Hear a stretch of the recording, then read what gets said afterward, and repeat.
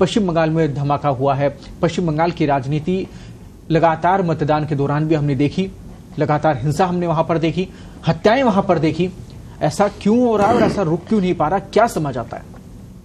देखिए, पश्चिम बंगाल का जो राजनीतिक इतिहास है वो पहले से संघर्ष कर रहा है, खूनी संघर्ष कर रहा है। लेकिन हाँ, इस बार जो जिस तरह का वहाँ पे टकराहट का दौर देखने को मिला, इस बार क्या पिछला जो विधानसभा चुनाव था, जब 2021 का चुनाव था और पिछले लोकसभा चुनाव में 2019 में जब भारतीय जनता पार्टी 1 से लेकर 18 सीटों तक पहुंच गई, तो वो टकराव जो है वो चरम सीमा पर पहुंच गया।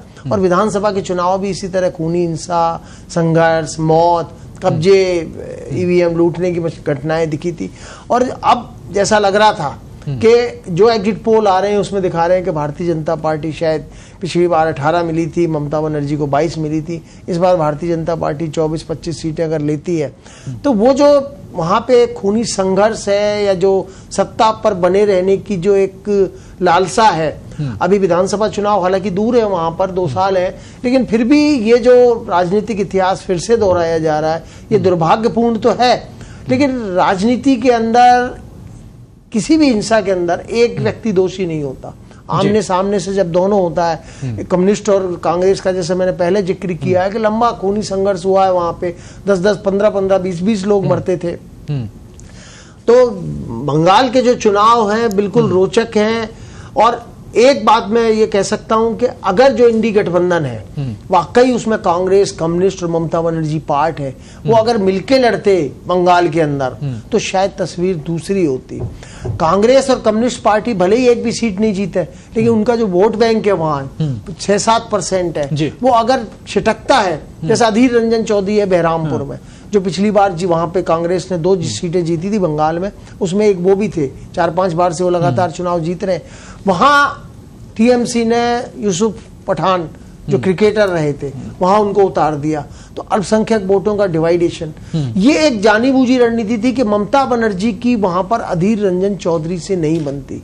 बाकी राज्य के नेताओं के, केंद्र के नेताओं से ममता बनर्जी के अच्छे संबंध हैं, लेकिन अधीर रंजन चौधरी ममता बनर्जी को पसंद नहीं करते। तो ममता बनर्जी किसी भी कीमत पर अधीर रंजन चौधरी को वहां पे हराना चाहती है, और इसलिए उन्होंने यूसुफ पठान को वोट कटवा के कैंडिडेट के रूप में खड़ा किया। लेकिन वहां पे जितना संघर्ष भारतीय जनता पार्टी और टीएमसी के बीच हुआ, उतना ही संघर्ष कम्युनिस्ट और टीएमसी, कांग्रेस और कम्युनिस्ट के बीच भी हुआ। तो ममता बनर्जी को वहां लगता है कि मुझे वहां अपने सहयोगी दलों की जरूरत नहीं है। दिल्ली में वो राहुल गांधी, सोनिया गांधी के साथ है, लेकिन बंगाल में वहां क्या एक अलग माहौल बनाने की कोशिश की गई? क्या सीए, नागरिकता जैसे मुद्दे वहां के लिए महत्वपूर्ण रहे, या फिर वहां इन मुद्दों को लेकर जहर घोला जा रहा है? नहीं, देखिए, सीए का जो मुद्दा आपने कहा, ये निश्चित रूप से वहां पे है।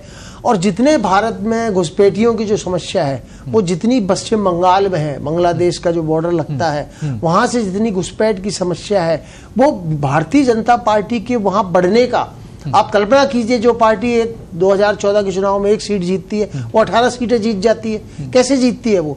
भारतीय जनता पार्टी का वोट बैंक अचानक कैसे बढ़ गया?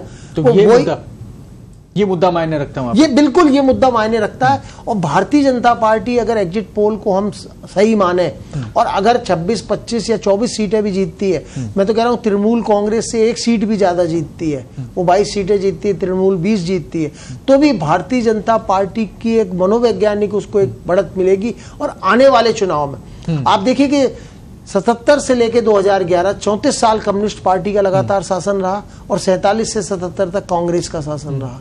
तो आने वाले चुनाव में भारतीय जनता पार्टी को लगता है कि अपनी 77 सीटों से वहां पश्चिम बंगाल की सरकार पर भी काबिज हो सकती है। त्रिपुरा एक उसका उदाहरण है कि जहां कम्युनिस्ट पार्टी की 25 साल रही, नपेट चक्रवर्ती वहां पे रहे मुख्यमंत्री, और 2000 इससे जो पहले का जो चुनाव हुआ, उसमें त्रिपुरा में भारतीय जनता पार्टी ने अपनी सरकार बना ली, 2 की 2 सीटें जीतती है। कोई कल्पना नहीं कर सकता था, जहां पार्टी का एक एमएलए नहीं जीतता था, वहां पार्टी ने सरकार बना ली। तो पश्चिम बंगाल में जो ये मैं कह सकता हूं कि सांप्रदायिक ध्रुवीकरण जो हुआ है, सीधे सीधे वहां ना मोदी है, ना वहां कांग्रेस है, ना भाजपा है, वहां सीधे सीधे जो सांप्रदायिक तुष्टीकरण की है, सांप्रदायिक आधार पर जो रेखा खिंच गई है, एक आदमी इस पाले में खड़ा है, एक उस पाले में खड़ा है। ममता बनर्जी वहां पर, तो नतीजे इसके आसपास ही आएंगे।